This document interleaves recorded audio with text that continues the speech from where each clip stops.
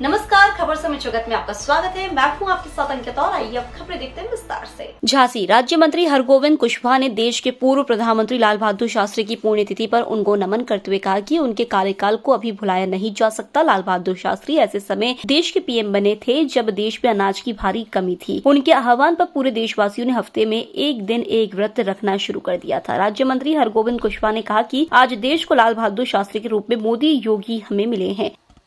आज देश के पूर्व प्रधानमंत्री रहे लाल बहादुर शास्त्री जी की पुण्यतिथि है जी। लाल बहादुर शास्त्री जी का कार्यकाल आप कैसे देखते हैं देश के लिए? लाल बहादुर शास्त्री का यूँ तो कार्यकाल देश की राजनीति में सबसे कम रहा।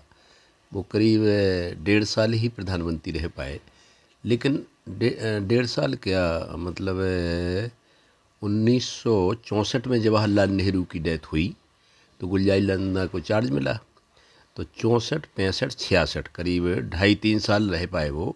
लेकिन वो तो भूतो न भविष्यति उनका कार्यकाल रहा। उन जैसा कोई आदमी देश की राजनीति में होना अब जो है मुश्किल है। लाल बहादुर शास्त्री त्याग, तपस्या, ईमानदारी की प्रतिमूर्ति थे। ऐसा व्यक्ति भारतीय राजनीति में उंगलियों पे गिनने लायक ही हैं वो, और देश उनको नमन करता है। 11 जनवरी 1966 को रूस के ताशकंद नामक कस्बे में एक षड्यंत्र के तहत कहा जाए, उस समय कोसिगिन वहाँ के राष्ट्रपति हुआ करते थे, पाकिस्तान के लियाकत अली क्या नाम था उनका प्रधानमंत्री का, उन सब लोगों ने मिल कर के वहाँ पे उनके ताशकंद समझौते पे दस्तखत कराए। पाकिस्तान युद्ध हार गया था। उस समय तो आप देखिए देश में संभावनाएं और संसाधन कम थे। रेडियो ही था, टेलीविज़न नहीं थे, मोबाइल नहीं थे, और अमेरिका का 7वां पैटर्न टैंक जिसकी 7 गुम्मे की कम से कम 2 फीट की चद्दर को लाल बहादुर शास्त्री के नेतृत्व में कैप्टन अब्दुल हमीद जैसे लोगों ने गोली से उड़ा दिया। तो बीबीसी लंदन में लाल बहादुर शास्त्री से पूछा लोगों ने कि शास्त्री जी, आपने ऐसी कौन सी गोली ईजाद की है जिससे अमेरिका का पैटर्न टैंक जो अजेय था वो उड़ गया? तो उन्होंने कहा था कि हमारे गोली में गंगा जी का जल था। उनकी पत्नी ललिता शास्त्री, उनके बड़े लड़के हरिकृष्ण शास्त्री, सुनील शास्त्री और लोग, उन जैसा कोई आदमी होना मुश्किल है। एक बार की घटना है लाल बहादुर शास्त्री की कि एक बार उनका लड़का उनकी सरकारी गाड़ी ले गया किसी काम के लिए, तो उसमें 2-3 लीटर पेट्रोल खर्च हुआ होगा, डीजल। शास्त्री जी को पता लगा कि ये गाड़ी के हरिकृष्ण शास्त्री ले गए थे, बाजार गए थे, तो कितना खर्चा हुआ उसमें तेल? कहते 2-3 लीटर। बोले हमारी तनख्वाह से 3 लीटर, और आज से कोई गाड़ी कहीं जाएगी नहीं। और आप कल्पना करो कि वे अपने कपड़े खुद धोते थे। पूरे जीवन भर उन्होंने अपने हाथ का या अपनी पत्नी के हाथ का बना ही खाना खाया। इतना सरल सौम्य व्यक्तित्व तो हो नहीं सकता। यहाँ जब वो आए, झरर घाट का ये पुल बना था उस समय, इसमें ये आपका ललितपुर को जोड़ने वाला, ये बावनचुंगन की बात है। उस समय वे उत्तर प्रदेश के गृह मंत्री हुआ करते थे, तो खैरंटर कॉलेज गुड़सराय का शिलान्यास किया था उन्होंने, जो वहाँ का शिक्षा का सबसे बड़ा केंद्र था। पंडित जी वाले आए थे। और झरर घाट का तो सुदाम प्रसाद गोस्वामी उस समय विधायक थे, तो वे लेट गए उस पुल के नीचे। तो बोले शास्त्री जी, बोले क्या बात है? बोले इस पुल पर टोल टैक्स नहीं लगना चाहिए। तो तब से लेके आज तक वो अकेला भारतवर्ष का पुल है जिस पर टोल टैक्स नहीं लगता। लाल बहादुर शास्त्री से बहुत सी चीज़ें लोगों को सीखना चाहिए। ईमानदारी, सादगी, देशभक्ति, विद्वता, सारी चीज़ें। जय जवान जय किसान का नारा भी उन्हीं का दिया हुआ है। और उन्होंने, उनके समय में 2 बार पाकिस्तान का युद्ध हुआ, उसके बाद फिर बांग्लादेश का युद्ध हुआ 71 में जब इंदिरा जी आ गई।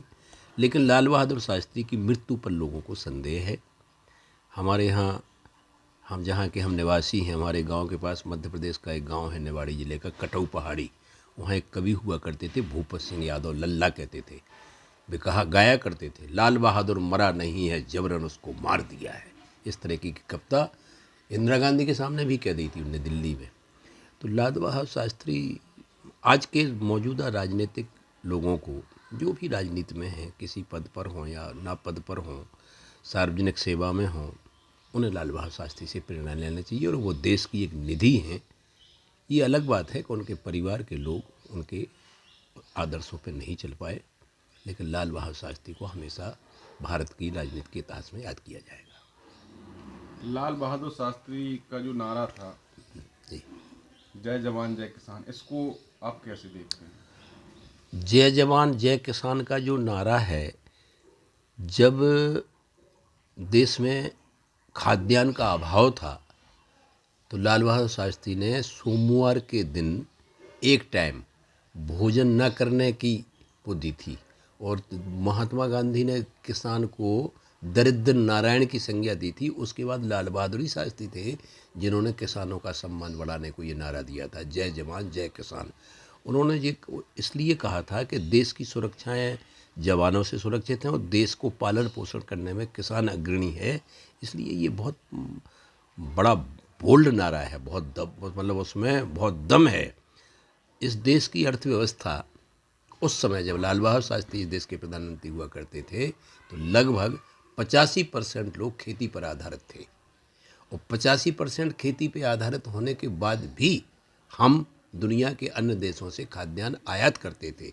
इसलिए इस नारे को देने की आवश्यकता पड़ी कि किसानों उस समय सिंचाई की व्यवस्था नहीं थी, तकनीक उतनी डेवलप नहीं थी, पैसा भी नहीं हुआ करता था, लेकिन भारतवर्ष जैसे बड़े देश को, उस समय 66 करोड़ आबादी थी जब लाल बहादुर शास्त्री थे, अब तो आबादी दुगनी हो गई है, 1 अरब 20-30 करोड़ हो गई है, दुगनी का सवा दोगुनी हो गई है।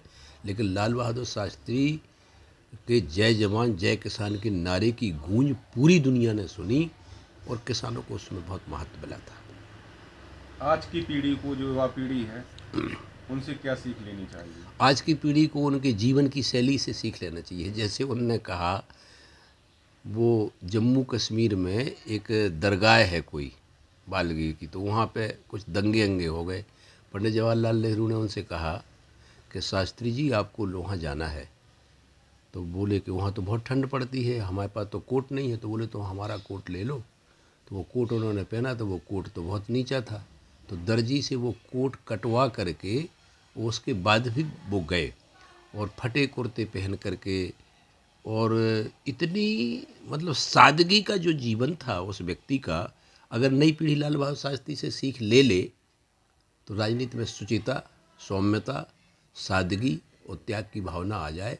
और ये जो आरोप लगता है ना कि राजनीति में आकर के लोग भाई भतीजावाद और लूट खसोट और तमाम प्रकार के, उसमें तो लाल बहादुर शास्त्री से तो सभी कुछ सीखा जा सकता है। मौजूदा तो दौर के राजनीतिज्ञों को, चाहे वो ग्राम प्रधान हो, चाहे विधायक हो, चाहे जिले के किसी पद पे हो, चाहे मेंबर ऑफ पार्लियामेंट हो, चाहे मंत्री हो, मुख्यमंत्री हो, प्रधानमंत्री, लाल बहादुर शास्त्री की प्रतिमूर्ति तो है। नरेंद्र दामोदर दास मोदी, नमस्ते, और योगी जी। मैं अभी नरेंद्र दामोदर दास मोदी को पढ़ रहा था कि लाल बहादुर शास्त्री तो एक उच्च वर्ण में पैदा हुए, मान लो वो उसमें थे, पंडित लाल बहादुर शास्त्री कहलाए। लेकिन नरेंद्र दामोदर दास मोदी तो 5 भाई और 1 बहन, 6 बच्चे, कच्चे मकान में, जिनका पिता 4 बजे चाय की दुकान खोले और लगातार 30 साल तक वे दुकान पे वो करते रहे। तो लाल बहादुर शास्त्री और उस तरीके पे है, उस पर भी लोग चल रहे हैं। और देश तो, ये देश तो महापुरुषों की धरती रहा। विनोबा जी हुए, जयप्रकाश हुए, गांधी हुए, लाल बहादुर शास्त्री हुए, चौधरी चरण सिंह हुए। इनसे लोगों को प्रेरणा लेना चाहिए। झांसी से खबर समय जगत के लिए दीपक त्रिपाठी की report. For latest news, subscribe to our channel and press the bell icon.